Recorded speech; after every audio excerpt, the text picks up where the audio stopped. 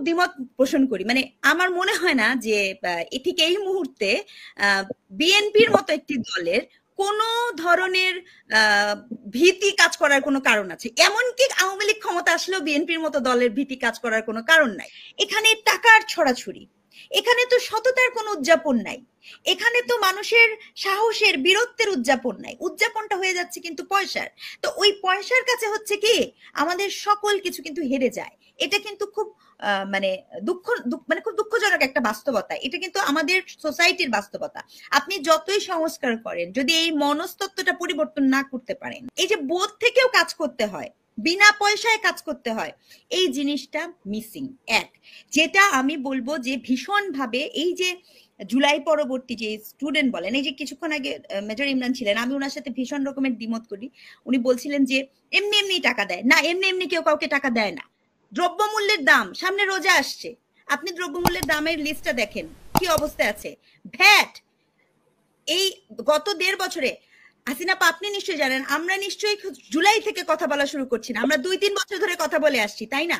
এই ভ্যাট নিয়ে, আপনার মানুষের খাওয়া নিয়ে, এগুলো নিয়ে কথা, সেখানেও আপনি ভ্যাট বসিয়েছেন। আইন শৃঙ্খলা বাহিনীর, মানুষের জানমালের কোনো নিরাপত্তা নাই। আমি আজকে কথা বলবো, আপনি বলেন যে ঠিক এই মুহূর্তে আমরা সবাই জানি যে কারা গুরুত্বপূর্ণ কারা গুরুত্বপূর্ণ না, সেই গুরুত্বপূর্ণ মানুষেরও জীবনের নাকি কোনো নিশ্চয়তা নাই। তাহলে আমাদের মতো আমজনতার নিশ্চয়তা কোথায়? এই সার্বিক পরিস্থিতিটা ভীষণ রকমের frustrating, and for those frustration people needs an election. এত ফ্রাস্ট্রেশন গুলো যদি না আসতো, তাহলে হয়তোবা মানুষের এই যে কথাটা আমি বলছি, আপনি সংস্কার করবেন, করেন সংস্কার, 1 বছর কেন 10 বছরে সংস্কার করতে পারেন, কিন্তু আমার কতগুলো মৌলিক জিনিস আছে, আমার নিরাপত্তা নিশ্চিত করেন, আমার দ্রব্যমূল্য নিশ্চিত করেন, আমার জীবন জানমালের নিশ্চিত করেন। সামান্য ট্রাফিক রাস্তা, ঢাকা শহরে যারা থাকে, হঠাৎ করে কি এমন হলো যে এখন ঢাকা শহরে বের হলে পরে আমি জ্যামের মধ্যে ঘন্টার পর ঘন্টা বসে থাকি? এই ট্রাফিক নিয়ন্ত্রণ করার জন্য কি লাগে নাকি, মানে নিজের লোক লাগে নাকি? ঘটনাটা কি? তাহলে এই যে পরিস্থিতিগুলো, এই পরিস্থিতি কি ফ্রাস্ট্রেশন তৈরি করবে না মানুষের মধ্যে? খুব স্বাভাবিকভাবে এই ফ্রাস্ট্রেশনটা আলটিমেটলি প্রমোট করছে। আরেকটা কথা বলি, আপনি সংস্কারের নামে যত সংস্কারই আপনি করেন না কেন, নিয়ম অনুযায়ী এই সংস্কার কিন্তু আপনাকে একটা নির্বাচিত প্রতিনিধি দ্বারাই করতে হবে।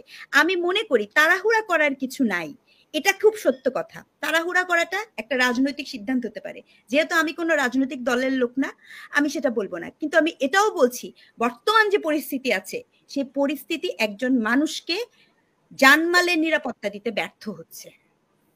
তাহলে কি তাড়াতাড়ি নির্বাচনে কি সমাধান কিনা এখন, মানে এখন যে পরিস্থিতি আছে বর্তমানে? না না, এখন যে পরিস্থিতি আছে, এই যে বলছি যে যদি সরকার এই বিষয়গুলো নিশ্চিত করতে পারতো, তাহলে হয়তো বা এরকম হতো না। কিন্তু মানুষের মধ্যে, আমি আপনাকে বলেছি আমি একজন নৃবিজ্ঞানের শিক্ষক, সাধারণ মানুষ নিয়ে কথা বলি, সাধারণ মানুষ বিরক্ত, সাধারণ মানুষ বিরক্ত। আপনি আরো ডিটেলে বলি, একটা উবার ড্রাইভার বলেন, একজন রিক্সা চালক বলেন, তারা বলতো যে আগে যেখানে তার ইনকাম হতো 3,000 টাকা পার ডে, এখন তার ইনকাম 1,500 টাকা হতে পারছে না, করতে পারছে না। এই মানুষগুলোর কি হচ্ছে? ক্ষোভ তৈরি হচ্ছে না? ক্ষোভ তো তৈরি হচ্ছে। এই জন্য আপনার কারণটাকে আপনি একটা রোড ম্যাপ দেন, প্রক্রিয়ার মধ্যে থাকেন, সেটা হচ্ছে গুরুত্বপূর্ণ। আমি অবশ্যই মনে করি, দেখেন আমি খুব দ্বিমত পোষণ করি, মানে আমার মনে হয় না যে ঠিক এই মুহূর্তে বিএনপির মতো একটি দলের কোন ধরনের ভীতি কাজ করার কোনো কারণ আছে। এমনকি আওয়ামী লীগ ক্ষমতা আসলেও বিএনপির মতো দলের ভীতি কাজ করার কোনো কারণ নাই, এটা আমার পার্সোনাল অবজারভেশন। কিন্তু বাস্তবতাটা হচ্ছে এখানে আওয়ামী লীগের কথা তো বাদ, কিন্তু বিএনপি আসুক আর XYZ যেই আসুক, একটা শক্তিশালী বিরোধী দল থাকা খুবই জরুরি। এটা আমি নিশ্চিতভাবে মনে করি, যেখানে জবাবদিহিতা থাকবে, যেখানে আপনাকে কোশ্চেন করার সুযোগ থাকবে, এই পরিবেশটা কিন্তু আবার নিশ্চিত করতে হবে। আমি কখনোই চাইবো না এমন কোন একটি রাজনৈতিক দল এসে যাক যার কোনো প্রতিদ্বন্দ্বিতা নাই, যার কোনো জবাবদিহিতা নাই, যার আওয়ামী লীগের মতো আবার চাই না আমরা যে এককভাবে দেশ শাসন করবে, তাদের কোনো জবাবদিহিতা থাকবে না, সরকারেও নিজেরা, বাইরেও নিজেরা।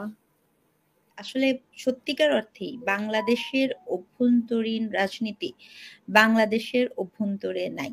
এটা হচ্ছে একদম, মানে আমি যেটুকু বুঝি, আমি একজন শিক্ষক হিসেবে, মানে দিস ইজ জিওপলিটিক্যাল লোকেশনের কারণে হোক, ইন্টারেস্টের কারণে হোক, এই জায়গাটা, এই ভূখণ্ডের রাজনীতি নিয়ে বাইরের লোকজনের বাইরের রাষ্ট্রের ইন্টারেস্টটা অনেক বেশি, নাম্বার 1। নাম্বার 2, দীর্ঘদিন শেখ হাসিনার যে সরকার ছিল সেই গভর্নমেন্টের কারণে হোক বা একটা একটা সিস্টেম দাঁড়িয়ে গেছে, যে সিস্টেমে আপনার একটা এই যে দেখেন, এটা তো যে কোনো দেশের জন্য খুব ইনসাল্টিং, অপমানজনক না? আমার দেশের অভ্যন্তরীণ নির্বাচন, কিন্তু আমাকে একটা কার্ডের মানে আমাকে একটা সিল নিয়ে আসতে হবে আমার কোনো নাইবার কান্ট্রি থেকে, অথবা আরো বেশি বা অন্য কোনো কান্ট্রি থেকে। এটা তো এটা এটা যে কোনো অর্থেই প্রমাণ করে আমাদের ইনস্টিটিউশন গুলোর ভঙ্গুরতা।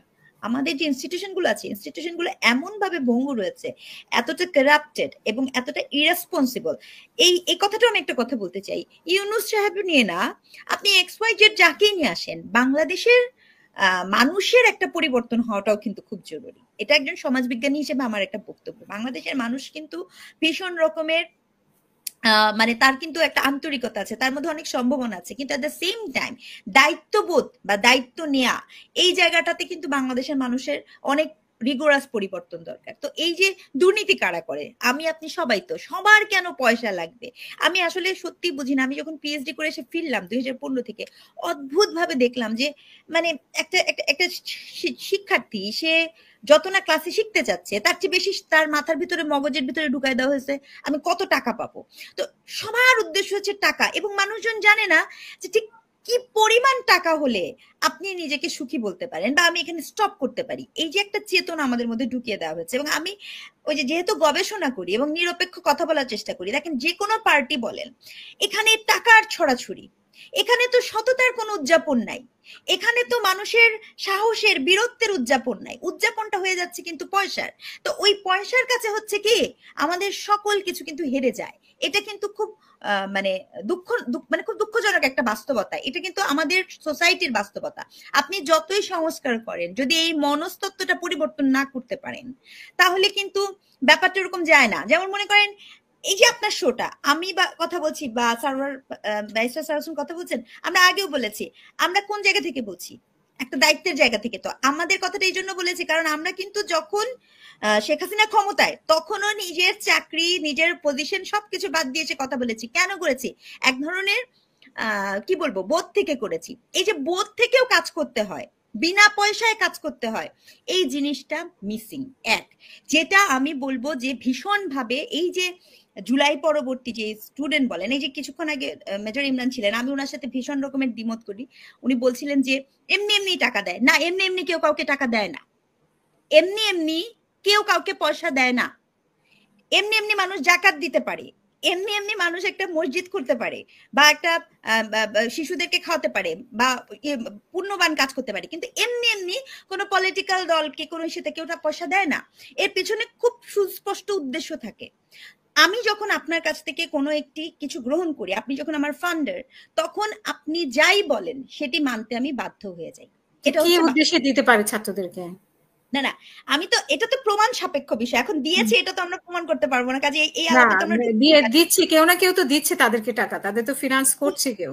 না না, এই যে কেউ না কেউ দিচ্ছে, কারা দিচ্ছে, কাদের কাছ থেকে তারা ফিনান্স পেয়েছে, এটা তো তাদের ক্লিয়ার করার কথা। নতুন জবাবদিহিতামূলক সরকার তো চাই আমরা, দল তো চাই আমরা। তাহলে আমার ফিনান্স করতে, যেমন মনে করেন আমি খুব অ্যাপ্রিসিয়েট করি বন্যা নিয়ে যখন কথা হয়েছিল তখন যে হাসনাত আব্দুল্লাহ এসে আমাদের ব্যাখ্যা দিলেন না, ইট ওয়াজ রিয়েলি নাইস, খুবই চমৎকার। এরকমই আমরা চাই।